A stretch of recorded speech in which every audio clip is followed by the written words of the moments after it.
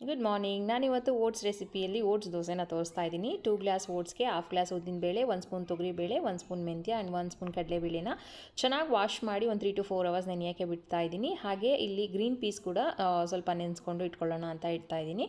So after 3 to 4 hours same dosa ಬ್ಯಾಟರ್ನ ಯಾವ ರೀತಿ ನಾವು ರುಬ್ತೀವಲ್ಲ ಆ ಥರನ ರೆಡಿ ಮಾಡಿ ಇಟ್ಕೋಬೇಕು. ಸೊ ಓವರ್ನೈಟ್ ಬಿಟ್ಬಿಡಬೇಕು. ಇದನ್ನು ಓವರ್ನೈಟ್ ಆದಮೇಲೆ ತುಂಬಾ ಚೆನ್ನಾಗಿ ಬಂದಿರುತ್ತೆ ಆ್ಯಂಡ್ ದೋಸೆನ ಹಾಕೋಬೋದು. ನೀವು ಎಷ್ಟು ಕ್ರಿಸ್ಪಿಯಾಗಿ ಬೇಕಿದ್ರೂ ದೋಸೆನ ನೀವು ರೆಡಿ ಮಾಡ್ಕೋಬೋದು. ನೋಡ್ತಿರ್ಬೋದು ನೀವೆಲ್ಲಿ ಎಷ್ಟು ಚೆನ್ನಾಗಿ ದೋಸೆ ಬರ್ತಾ ಇದೆ ಅಂತ ಹೇಳಿ. ನಾನು ಸ್ವಲ್ಪ ತುಪ್ಪನ ಆ್ಯಡ್ ಮಾಡ್ಕೋತೀನಿ. ತುಪ್ಪನ ಆ್ಯಡ್ ಮಾಡ್ಕೊಂಡು ನೋಡಿ ಎಷ್ಟು ಕ್ರಿಸ್ಪಿಯಾಗಿ ಬಂದಿದೆ. ಸೊ ಇದ್ರ ಜೊತೆಗೆ ಕಾಂಬಿನೇಷನ್ ಆಗಿ ನಾನು ಗ್ರೀನ್ ಪೀಸ್ ನೆನೆಸಿಟ್ಟಿದ್ದೆ ಅಲ್ಲ, ಸೊ ಅದನ್ನು ಒಂದು ಗ್ರೇವಿ ಥರ ಮಾಡೋಣ ಅಂದ್ಕೊಂಡೆ ಇವತ್ತು. ಸೊ ಗ್ರೀನ್ ಪೀಸ್ ಮತ್ತು ಪೊಟ್ಯಾಟೋನ ಒಂದು 4 ವಿಸಲ್ ತರಿಸಿ ಅದನ್ನು ತೆಗೆದಿಟ್ಟಿದ್ದೀನಿ. ಆ್ಯಂಡ್ ಮಸಾಲಾಗೆ ಸ್ವಲ್ಪ ಪುದೀನ, ಕೊತ್ತಂಬರಿ ಸೊಪ್ಪು ಆ್ಯಂಡ್ ಸ್ವಲ್ಪ ಕಾಯಿ, ಕಡಲೆ, ಒಂದು ಟೊಮ್ಯಾಟೊ, ಚೂರು ಚಕ್ಕೆ ಲವಂಗ ಆ್ಯಂಡ್ ಸ್ವಲ್ಪ ಪೆಪ್ಪರು ಆ್ಯಂಡ್ ಆನಿಯನ್, ಶುಂಠಿ ಬೆಳ್ಳುಳ್ಳಿ ಪೇಸ್ಟ್ ಇದಿಷ್ಟು ಗ್ರೀನ್ ಮಸಾಲ ರೆಡಿ ಮಾಡಿಕೊಂಡು ಪಾತ್ರೆಯಲ್ಲಿ ಸ್ವಲ್ಪ ಎಣ್ಣೆ ಹಾಕಿ ಹಸಿ ವಾಸನೆ ಹೋಗೋವರೆಗೂ ಆ ಮಸಾಲಾನ ಹುರ್ಕೊಬೇಕಾಗುತ್ತೆ.